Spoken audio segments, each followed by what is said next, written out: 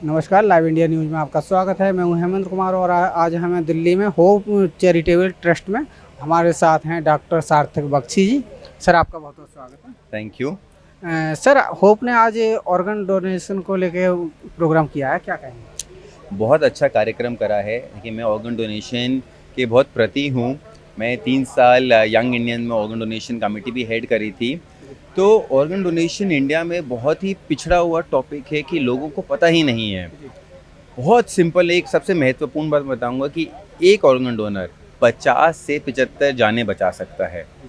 8 तो ऑर्गन हैं जो आपकी डोनेट होती हैं, बाकी मल्टीपल तरह के आपके टिश्यूज़, स्किन, कॉर्निया, बोन्स, क्या क्या आप डोनेट कर सकते हैं लोगों को पता ही नहीं है। आज एक ऑर्गन डोनर अगर करना चाहे तो कितने लोगों की जान बच सकती है आप सोच भी नहीं सकते हैं।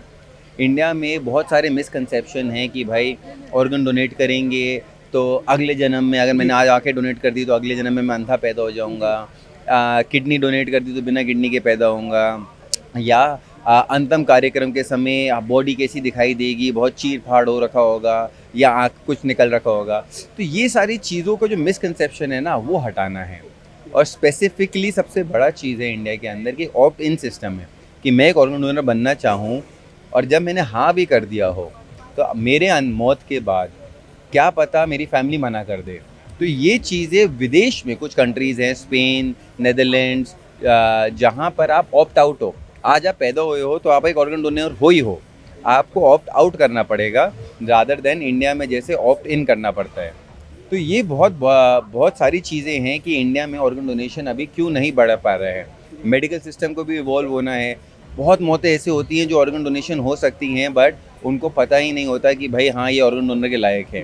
तो transplant coordinators, better equipped doctors, technology, AI का इतना यूज़ आ गया है कि हम इस तरीके से कोई भी बच्चा अंधा ना रहे आज के दिन में, किसी भी जने को किडनी की बीमारी ना हो। हमारे देश में इतनी स्कोप है कि हम ऑर्गन डोनेशन के थ्रू बहुत जानें बचा सकते हैं। तो मेरे सभी से एक ही विनती रहेगी कि भाई आप ऑर्गन डोनेशन के लिए आप आगे बढ़े। आप लाइफ में तो हमारे कोई पुण्य कमाना चाहते हैं पर शायद जाते जाते इतना पुण्य दे जाएं कि आपके लिए 8 लोग आभारी रहें कि आपकी वजह से हमारी जान बची है।